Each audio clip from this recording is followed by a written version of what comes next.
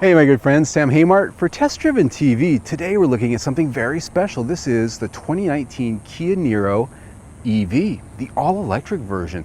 And I love electric cars, so I always like the opportunity to charge one up and, well, get a charge out of it. So I'm going to show it to you inside and out. We're going to go for a little drive and I'm going to tell you what I really think.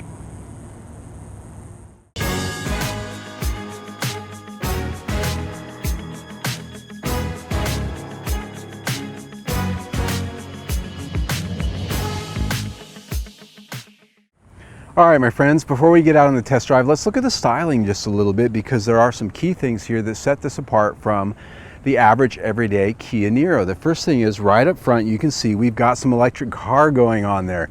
They always like to change it up, right? They want to make sure it looks a little different than the gas versions, and this certainly does. The charging port is right up front with an opening door.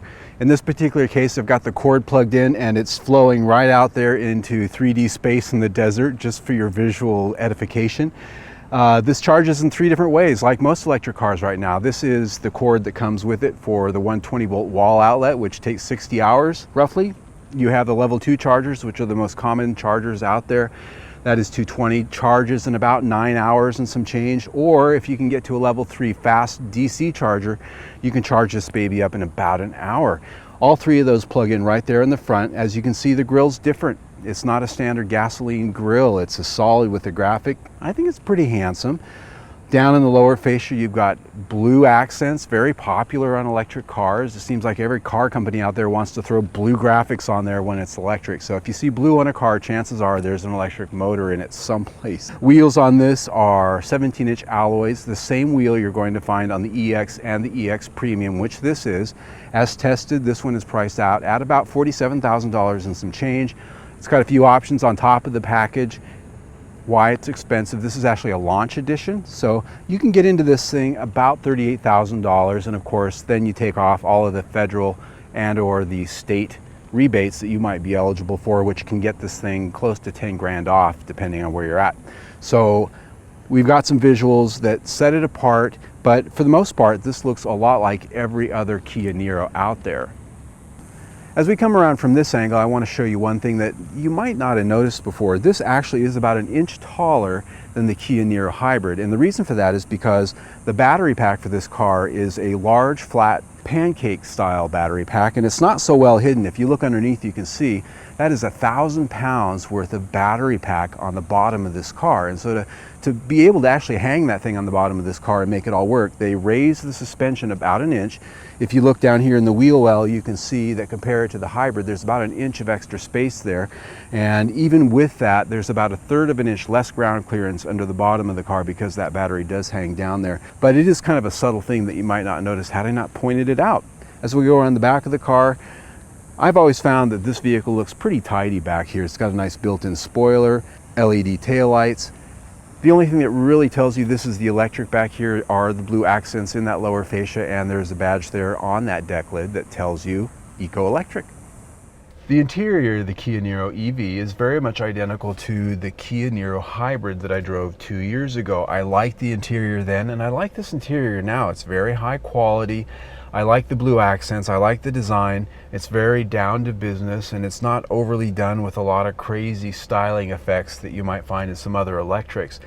There is a key difference here from the regular versions of this car, and that is this center console. We have more of a floating design with a roll top right here for the cup holders, and there's some storage down there as well as here. But the big difference is right here in the drive selector. You've got a knob that selects your forward and reverse gears, and the other controls off to each side instead of the standard gear lever that you're going to find in the plug-in hybrid and the regular hybrid. There's also storage down below. You can actually put a purse down there, or maybe a guy purse, or whatever you might want to have with you. And there's also a nice slot here, in this case with a phone charger down there. A lot of ports. I've got a charging port here for USB, as well as a standard plug-in connection USB, 12 volt. Pretty much everything that you want in a car in terms of connectivity. In this, because I'm in the EX Premium, I've got the top-end Harman Kardon navigation infotainment system. The screen's slightly larger than you're going to find in the EX. I find that both systems, regardless of the trim grade you get, are very good. The Harman Kardon obviously has better sound. But as I sit here and I'm looking out into my driver's space, this has a unique instrument cluster here in the electric. On that left dial, you can see not only do you have your range, but you've also got your power and your charge meter that tells you what's going on as you're driving along. And on the right, a speedometer in the center. That center screen is customizable with virtually any information set that you want to put on there. The rear seat folds down in a 60-40 split, and there is a fold-down center armrest with cup holders. When that is folded down, you've got a nice big storage area back there. Underneath that deck, not a spare tire in this case, we have an emergency inflator kit, but under there also is where you store the power cord that comes with this to charge it in a standard wall outlet. Because I do have the EX Premium, the seat fabric in here is actually a very nice leather. In this case, a charcoal with some nice blue piping. And if you look carefully down in these perforations, you can see that the highlighting in the perforations is actually blue. It's kind of a neat deal. And the reason they are perforated is because here I do have not only heated, but ventilated seats. A really nice bonus on hot days here in Arizona. Okay, are you ready to go for a drive? Let me start her up. There, done. Okay, so I'll rotate the little thing here and put it in drive, and off we go. So electric cars are always kind of funny in one special way. Because they're silent, they have a speaker behind the grill that plays this sound that it's always kind of like this wee, so that well, people could hear you if you're driving around nice and slow and sort of being creepy in a parking lot, or maybe you're next to a stoplight and you're getting ready to go and turn a corner. They have to have that sound there so that, well, honestly, so that blind people and other people that may not be able to see you, they can hear you. And so that's the main thing. But it's just good because half the time people in a parking lot, they're on their phone surfing around as they're at the grocery store, and they're not looking for or listening for you. So it's nice to have a little bit of a sound there, and that tapers off and goes away as you start to move. And of course, if you've never driven an electric car before, the other big thing that's different is this has no gears. It doesn't have a transmission. It just goes. It's kind of magic that way. So what do we have under the hood here? This has an electric motor, obviously. I put a graphic up with all the specs because I can't remember them all, but it has 201 horsepower, 291 pound-feet of torque. That's a lot, right? If this was a gasoline-powered car, that would be pretty impressive stuff. So if you're thinking, boy, electric car, not very powerful, it's a golf cart, it's a toy. No. All right. So the question I always ask is, how does it go? Ooh, listen to that.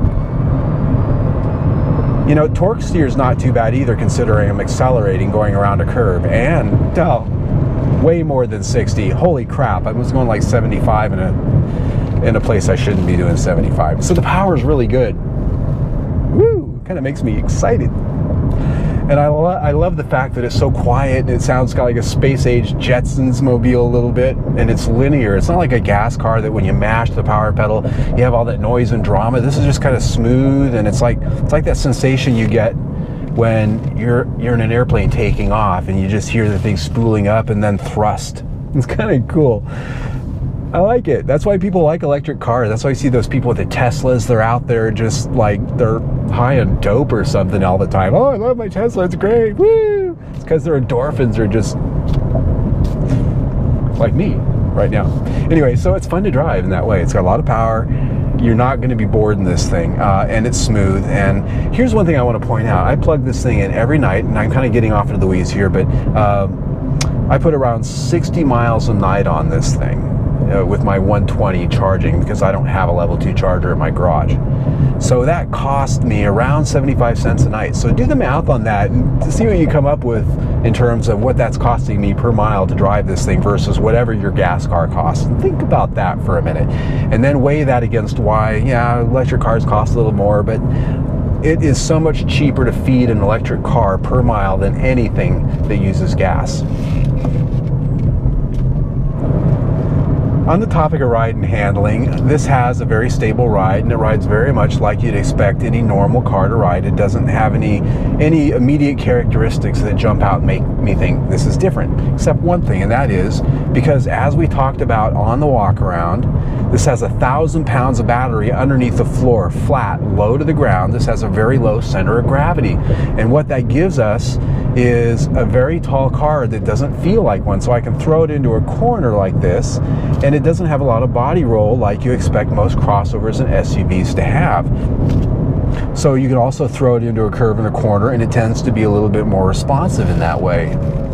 Like right here, I love this little curve right here. Whee! Now, you might have heard that. That is the one thing about this vehicle that I wish they would have done a little better, is they put tires on this that are really for fuel economy, so they're not that grippy. If this chassis and this low center of gravity were paired with some nice rubbery, grippy performance tires, you'd have really something sporty on your hands, but it still is quite sporting and fun to drive. That's my takeaway on the handling, is that you've got something that's very responsive, it's very fun, and it doesn't drive like a typical SUV. That is a good thing. All right, my friends, let's wrap it up for the Kia Niro EV. I like it. Now, I like electric cars in general, so I wasn't going to hate this thing even if it was bad, but it isn't. This is a car that's got a lot of great attributes for the money, and that's a good thing, because at $47,000 as tested, you want some attributes. So let's look at my 3 key takeaways. The first one is, I really find that this thing has mainstream style, and that's going to be a good thing for some people, because a lot of electric cars out there, they're really garishly styled, they're special, they're like, you know, some of them kind of look like a science experiment. They scream to the world that you're driving an electric car. Some people want that, some people don't. This is a car that you're going to blend in. You go park this thing at Costco or Walmart, and you're going to lose it in the parking lot, especially in silver.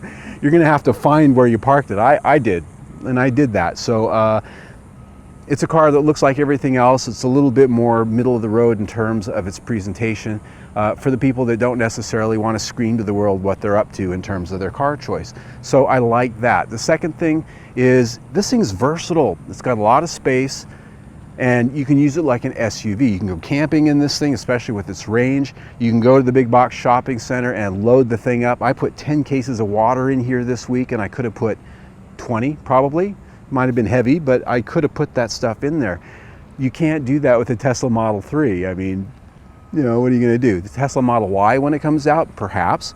But that gets us to, you know, what do you compare this thing to? You can go with the Nissan Leaf Plus. Now that has almost the same exact specs all around as this does, especially in its size.